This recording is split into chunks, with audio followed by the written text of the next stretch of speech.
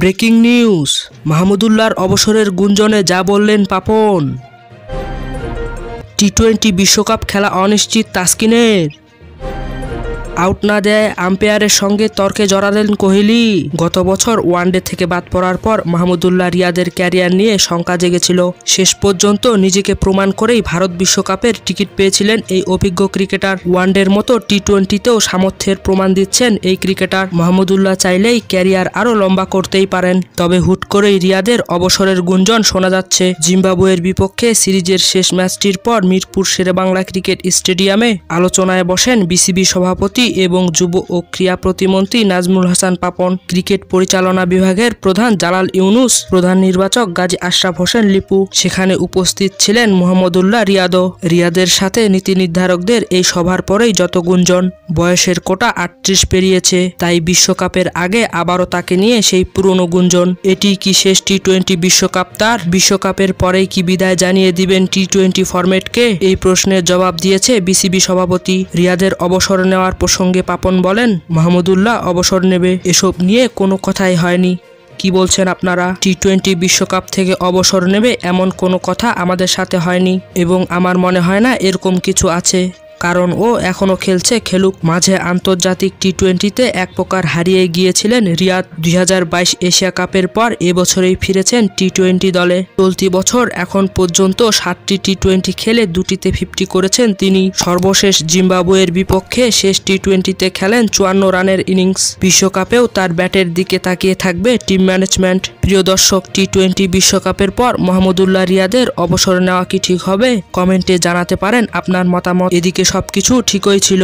যথারীতি দলের সঙ্গে তাসকিন আহমেদও এসেছেন মিরপুর শেরেবাংলায়, কিন্তু ম্যাচের আগে জানা গেল বাংলাদেশ একাদশে নেই তিনি। খবর নিলে মেলে দুঃসংবাদ, ফের চোটে পড়েছেন এই তারকা পেসার। সেই চোট এখন বিশ্বকাপ নিয়েও ভাবনায় ফেলে দিয়েছে গোটা বাংলাদেশকে। গতকাল রোববার জিম্বাবুয়ের বিপক্ষে শেষ ম্যাচের আগে চোট পাওয়ায় মাঠে নামতে পারেনি তাসকিন। জানা যায় চতুর্থ টি-20তে বোলিং করতে গিয়ে পাঁজরে টান লাগে তাসকিনের। সেই চোটের কারণে ঝুঁকি নেয়নি টিম ম্যানেজমেন্ট। মাঠ থেকেই তাকে পাঠানো হয় হাসপাতালে স্ক্যান করানোর জন্য। তবে স্ক্যানের রিপোর্ট এখনো হাতে না মিললেও তাসকিন যে অস্বস্তিতে আছেন সেটা বোঝা যায় স্পষ্ট। গতকাল ম্যাচ শেষে মিরপুর শেরেবাংলা থেকে বের হওয়ার সময় তাসকিন নিজেও জানান তার অনিশ্চয়তার কথা। বিশ্বকাপ খেলতে পারবেন কিনা এমন প্রশ্নের জবাবে তাসকিন বলেন, এখনই কোনো কিছু নিশ্চিতভাবে বলা যাচ্ছে না, রিপোর্টটা হাতে আসেনি, আসলে সব বলতে পারবো। তাসকিনের অস্বস্তি মানে গোটা বাংলাদেশেরই অস্বস্তি, কেননা বিশ্বকাপে বাংলাদেশ দলের মূল বোলার তিনি। ছন্দেও আছেন যথেষ্ট। জিম্বাবুয়ের বিপক্ষে 4 ম্যাচ খেলেই সিরিজ সেরার পুরস্কার নিজের করে নিয়েছেন এই ডানহাতি পেসার। 4 ম্যাচে নিয়েছেন 8 উইকেট, ইকোনমিও ছিল দারুণ, 4.59। সেই তাসকিন যদি বিশ্বকাপের আগে চোটে পড়েন তা হতাশারই কারণ। এদিকে আউট না দেওয়ায় আম্পায়ারের সঙ্গে তর্কে জড়ালেন কোহলি। স্ট্রাইক রেট ইস্যুতে কয়েকদিন ধরেই আলোচনায় বিরাট কোহলি। চলতি আইপিএলে রানের বন্যা বইয়ে দিলেও সমালোচকদের অভিযোগ ভারতীয় এই ব্যাটসম্যানের ব্যাটিং স্টাইল এ যুগের সঙ্গে যায় না। এমন অভিযোগে চুপ থাকেননি কোহলি। কড়া মন্তব্যে সমালোচকদের এক হাতে নিয়েছেন তিনি। এমন আলোচনা সমালোচনার ভিড়ে নতুন করে সংবাদ শিরোনামে কোহলি। স্ট্রাইক রেট ইস্যুতে নয়, এবার আম্পায়ারের সঙ্গে তর্ক করে আলোচনায় এসেছেন এই ভারতীয় ব্যাটার। গতকাল দিল্লি ক্যাপিটালসের মুখোমুখি হয়েছিল রয়্যাল চ্যালেঞ্জার্স বেঙ্গালুরু। প্লে অফের আশা বাঁচিয়ে রাখতে এ ম্যাচে জয়ের বিকল্প ছিল না কোহলিদের। এ ম্যাচেই ঘটে সে আলোচিত ঘটনাটি। মূলত আম্পায়ারের এক সিদ্ধান্ত মানতে না পেরে বেঙ্গালুরু অধিনায়ক ফাফ ডু প্লেসিকে নিয়ে তর্কে লিপ্ত হন কোহলি। সে সময় বোলিংয়ে এসে প্রথম বলটি ইয়র্কার করেন মোহাম্মদ সিরাজ। ইনসুইং ইয়র্কারটি আঘাত করে স্ট্রাইক প্রান্তে থাকা দিল্লি ব্যাটসম্যান অভিষেক প্যাডেলের প্যাডে। বেঙ্গালুরু এলপিডব্লিউ এর আবেদন করলে আম্পায়ার প্রাথমিকভাবে নট আউটের সিদ্ধান্ত দেন।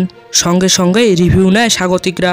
রিভিউতেও দেখা যায় সিরাজের বলটি প্যাডেলের পায়ে লাগার আগে ব্যাট স্পর্শ করে এসেছে। তৃতীয় আম্পায়ার মাঠের আম্পায়ারের সিদ্ধান্তই বহাল রাখেন, কিন্তু এ সিদ্ধান্তে সন্তুষ্ট হতে পারেননি কোহলি ডু প্লেসিরা। দীর্ঘক্ষণ আম্পায়ারের সঙ্গে উত্তপ্ত বাক্য বিনিময় করেন দুজন। অপেক্ষাকৃত বেশি ক্ষুব্ধ মনে হয়েছে কোহলিকেই। এ রিভিউ বেঙ্গালুরুর পক্ষে না গেলেও ম্যাচের ফল পক্ষে গেছে কোহলিদের। ভিডিওটি ভালো লাগলে লাইক দিন ও চ্যানেলটি সাবস্ক্রাইব করে আমাদের সাথেই থাকুন।